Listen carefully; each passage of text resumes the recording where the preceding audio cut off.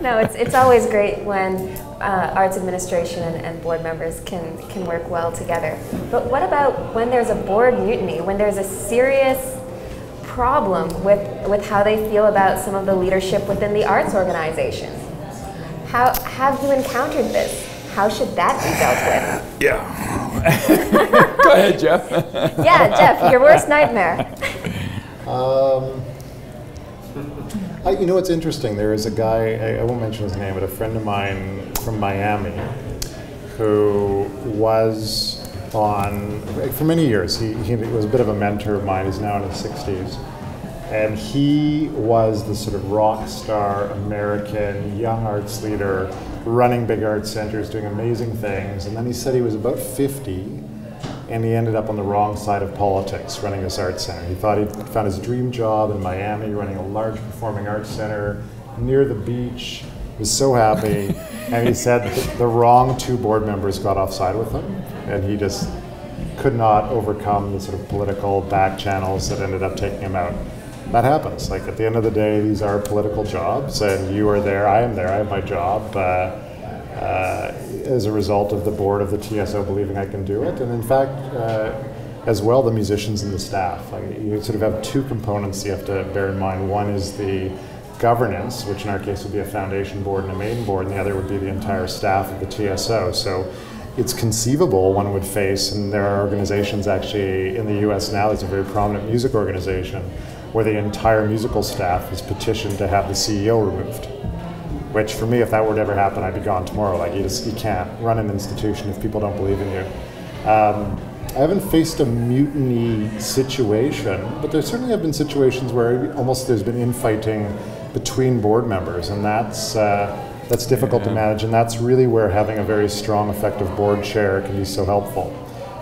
Because a lot of that conversation, one, it should never spill out of the boardroom. And in fact, even the in-camera conversations or the board discussion, if the board has issues with me, we should address that internally and fix those strategically or however we need to fix them and then move on.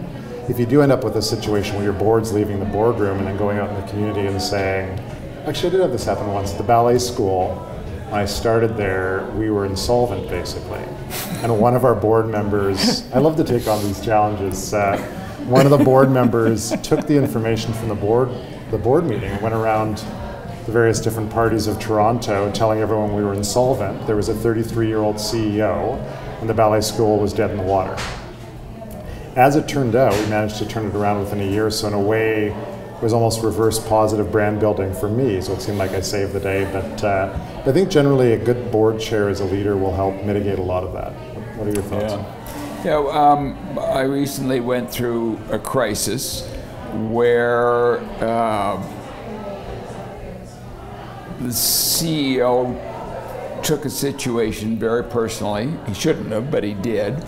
And we brought in outside crisis advisors and so on. And fortunately, because of my history in politics, I'd been through this sort of stuff before. So it really falls on the chair to manage the management board, make sure everybody is brought together and get a focus and manage the situation. So, you know, I mean, that happens. It happens. So, look, I sit on a public board. It's public information. There are two hedge funds. They're taking a run at us right now. Believe me, this is no fun. I spent 5 hours Sunday reading legal documents. So, you know, this stuff happens when you've got governance responsibilities, and you just have to work your way through. That's all.